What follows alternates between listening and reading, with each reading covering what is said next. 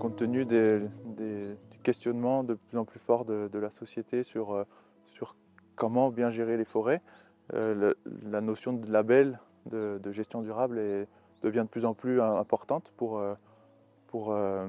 harmoniser un peu les choses et rassurer les consommateurs sur d'où viennent les produits à base de bois qu'ils utilisent. Et en cela, je crois beaucoup dans le label FSC.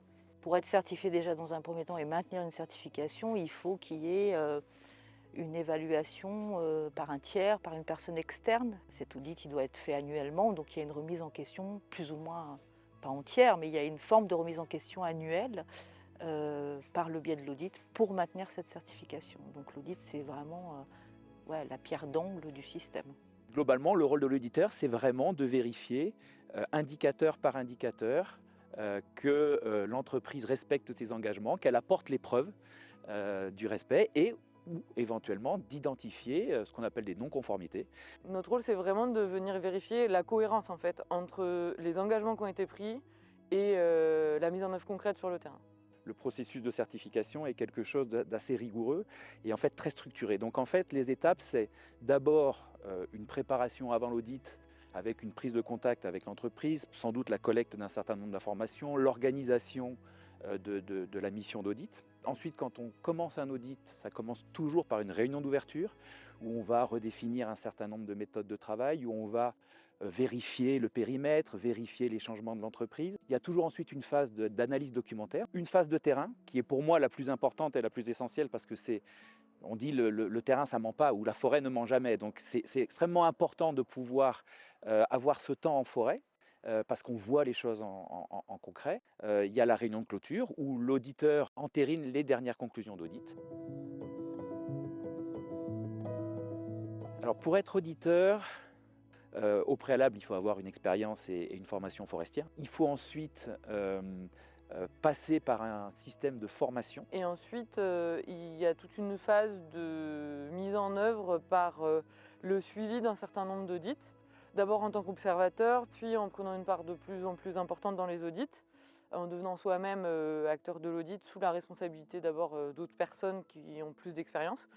Et en fin de compte, la réalisation d'un audit en tant que responsable d'audit. Tout est encadré, c'est un processus qui dure généralement entre 2 et 4 ans en fonction de la disponibilité et de la quantité d'audits à réaliser.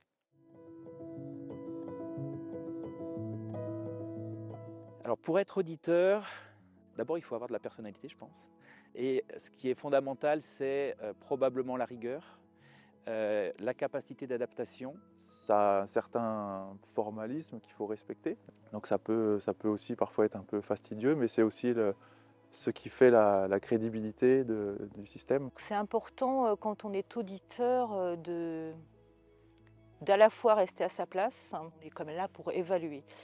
C'est vraiment indispensable d'être capable d'être bon communicateur, mais aussi d'établir cette confiance avec la personne. C'est aussi beaucoup de pédagogie, c'est aussi beaucoup d'explications, parce que c'est souvent des standards qui sont compliqués, c'est souvent des référentiels qui peuvent nécessiter des interprétations, et donc l'auditeur il a aussi ce rôle-là d'expliquer les choses pour qu'à la fin ces conclusions soient acceptées et bien perçues. C'est jamais facile pour une entreprise qui est auditée d'avoir des non-conformités. Il y a des gens qui le vivent très mal.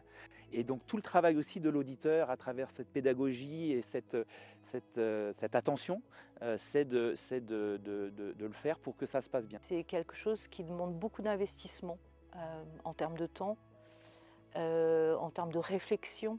Dans le cadre de la certification de gestion forestière, c'est jamais tout blanc ou tout noir. Ça donne beaucoup lieu à des discussions. Donc il faut être capable de faire ça et d'aller au fond des discussions et des arguments. Moi, ce que je trouve intéressant, c'est l'opportunité en fait d'aller se déplacer au contact de différents certifiés. Ça nous permet d'avoir quand même une vision des pratiques qui sont faites, c'est-à-dire on va aller dans différents contextes naturels avec des contraintes techniques, environnementales, etc. qui sont différentes et donc on voit toute une variété de situations. Étant donné qu'AFSC a un label international, ça peut donner des opportunités d'expérience à l'international, etc., qui sont aussi intéressantes. C'est un énorme enrichissement, un très grand privilège aussi de pouvoir accéder à certains villages, à certaines tribus, à certains groupes ethniques